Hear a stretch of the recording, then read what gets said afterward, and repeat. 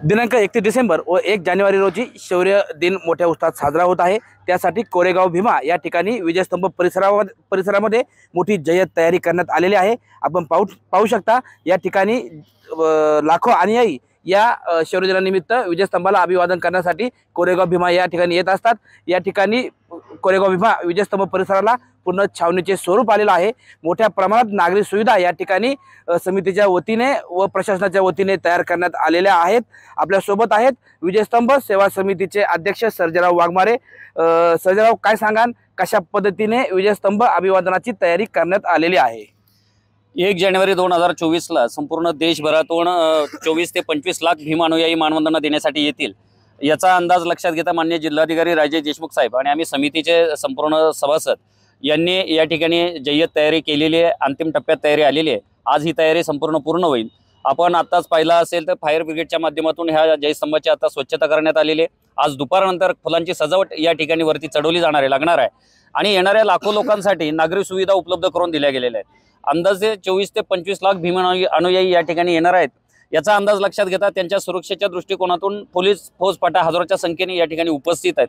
आपण जर पाहिलं तर स्तंभाच्या पासून आणि स्तंभाच्या 5 ते 10 किलोमीटर पर्यंत पोलिसांचा फौजफाटा आहे। आजच या ठिकाणी हा जो नगर रोड आहे, हायवे आहे, हा बंद केला जाणार आहे 5 वाजता आणि CCTV असतील, 300 CCTV आहेत, ड्रोन कॅमेरा आहेत आणि आम्ही समितीचे सर्व सभासद आहोत।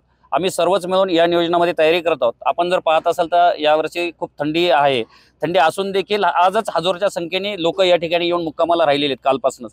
तर त्यांना देखील आम्ही समितीच्या माध्यमातून हजारो ब्लँकेट्स वाटप केलेले आहे, अन्नदान केलेलं आहे आणि हे असंच 1 जानेवारीपर्यंत चालू राहणार आहे। आपण सांगितलं की लाखोच्या संख्येने अनुयायी या ठिकाणी येणार आहेत। एवढ्या मोठ्या संख्येने अनुयायी या ठिकाणी येणार आहेत, त्यांच्या नागरिक सुविधांसाठी आपण विशेष काही खबरदारी घेतलेली आहे का? नक्कीच या ठिकाणी दरवर्षीप्रमाणे आम्ही समितीच्या माध्यमातून आणि विविध पक्ष संघटनेच्या माध्यमातून या ठिकाणी लाखो लोकांचं अन्नदान, पिण्याचं पाणी, त्यांची राहण्याची व्यवस्था आम्ही 26 डिसेंबर पासूनच त्यांची राहण्याची वगैरे व्यवस्था आम्ही केलेली आहे। त्यांना अन्नदान देण्याचं काम केलेलं आहे आणि 1 तारखेला जे काही भीम अनुयायी या ठिकाणी येणार आहेत त्यांच्यासाठी विविध पक्ष संघटना अन्नदान करणार आहेत। शासनाचं देखील या ठिकाणी अन्नदान असेल आणि त्यांच्यासाठी PMTच्या बसेस असेल, स्तंभाच्या जवळ पोहोचण्यासाठी PMPLच्या बसेस असेल। सुरक्षेच्या दृष्टिकोनातून आपण महत्त्वाचं म्हणजे CCTV कॅमेरा आणि पोलिसांचा फौजफाटा खूप मोठ्या प्रमाणात या ठिकाणी तैनात आहे। या ठिकाणी येण्यासाठी काही मार्गामध्ये बदल करण्यात आलेला आहे किंवा काही सार्वजनिक वाहतूक व्यवस्थेची सोय करण्यात आलेली आहे का?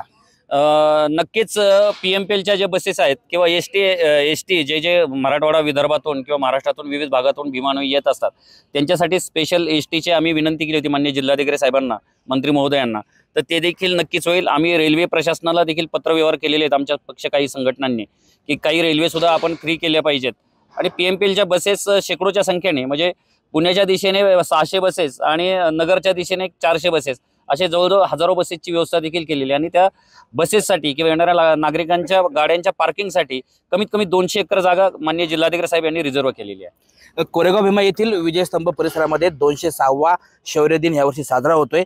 त्याचबरोबर हे वर्ष संविधानाचं सुवर्ण महोत्सवी वर्ष आहे। संविधानाच्या सुवर्ण महोत्सवी वर्षाची झलक या शौर्य दिनाच्या कार्यक्रमामध्ये काही पाहायला मिळणार आहे का?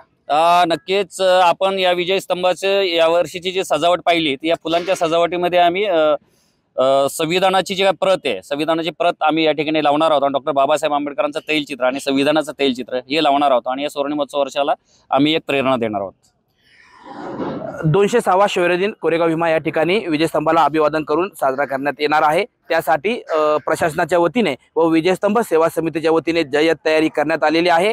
त्यासाठी हव्या त्या आवश्यक सर्व नागरिक सुविधा या ठिकाणी उपलब्ध करून देण्यात आल्याची माहिती विजयस्तंभ सेवा समितीचे अध्यक्ष सर्जेराव वाघमारे यांनी दिलेली आहे। टाइम्स नाऊ मराठीसाठी सचिन तोडकर, कोरेगाव भीमा, पुणे।